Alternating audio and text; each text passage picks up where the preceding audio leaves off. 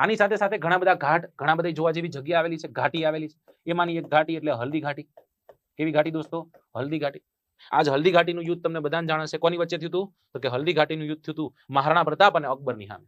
પણ અકબર જે છે એ અકબર આવ્યો નહીં. અકબરને ખબર હતી ભાઈ કદાચ હું જઈશ, બરાબર, કારણ કે હું બધા જે અલગ અલગ કલરના પહેરણ પહેરું છું એમાં જે નીચે જે હું પહેરું છું એ સફેદ કલરનું પહેરણ હોય છે. અને જો કદાચ મહારાણા પ્રતાપ સામે ભેટો થઈ જાય, મહારાણા પ્રતાપ જો હું મહારાણા પ્રતાપને જોઈ જાઉં અને એ સફેદ કલરનું જે પહેરણ છે એનો કલર બદલી જાય, બરાબર, એટલે મારે જવું નથી.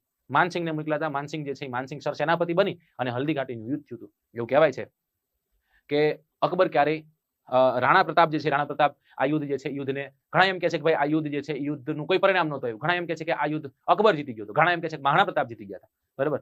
પણ આ યુદ્ધ જે છે યુદ્ધમાંથી મહારાણા પ્રતાપ બહાર નીકળી જાય છે, રાઈટ. માનસિંહ છે, માનસિંહ મહારાણા પ્રતાપના ને કહે છે કે ભાઈ તમે અહીંથી નીકળી જાઓ, તમારી જરૂર છે આ દેશને. અને મહારાણા પ્રતાપ એ યુદ્ધ વચ્ચેથી યુદ્ધ ભૂમિને મૂકવી પડે છે, દેશ માટે મૂકવી પડે છે. અને પછી વારાફરતી જે ગયેલા જેટલા પણ કિલ્લાઓ છે એ બધા જ ને સર કરે છે. પણ એક આશા હતી અને જેમનો જીવ હતો દોસ્તો, એ ચિત્તોડને ક્યારેય ફતેહ કરી શકતા નથી. અને મહારાણા પ્રતાપ જે છે, મહારાણા પ્રતાપનું અવસાન ઈસવીસન 1597ની સાલમાં થાય છે, રાઈટ. જે દિવસે સલીમનો બર્થડે હતો, સલીમનો જન્મદિવસ હતો. આખી દિલ્હીને શણગારવામાં આવી હતી. આખી દિલ્હીનો શણગાર છે એ શણગાર ઉતારી નાખવામાં આવે છે. અકબર ખુદ એમ કહે છે કે ભાઈ હું કદાચ કેટલા પણ જન્મ લઈ લઉં, ગમે એટલા હું જન્મ લઈ લઉં, મહારાણા પ્રતાપ જેવો મને દુશ્મન મળી શકે નહીં. ગમે એટલા હું પ્રયત્ન કરી લઉં, ગમે એટલા હું જન્મ લઈ લઉં, મહારાણા પ્રતાપ જેવો દુશ્મન પણ મળી શકે નહીં. ઓકે. તો 75 પાઘડીઓ નમી પણ એક ન નમ્યો હોય. કોણ? તો કે એકલિંગજીનો એક અરાધો. ભગવાન એકલિંગજીને જે માનનારા મહારાણા પ્રતાપ હતા એ મહારાણા પ્રતાપ નથી ઝૂકતા દોસ્તો. જ્યારે જ્યારે અરાવલીની વાત આવે ત્યારે અરાવલીની વાત કરતા મહારાણા પ્રતાપની વાત કરવી જ જોઈએ. કદાચ એટલે એક લાઈન લખી છે મેં.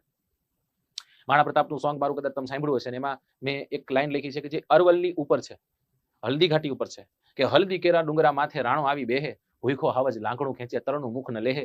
રાણો મારો ભૂખો રહેશે, રાણો મારો તરસો રહેશે, રાણો અણનમ રહેશે, પણ દિલ્હીને સલામ ન કહેશે. એ દિલ્હીને ક્યારેય સલામ કહેશે નહીં. ચલો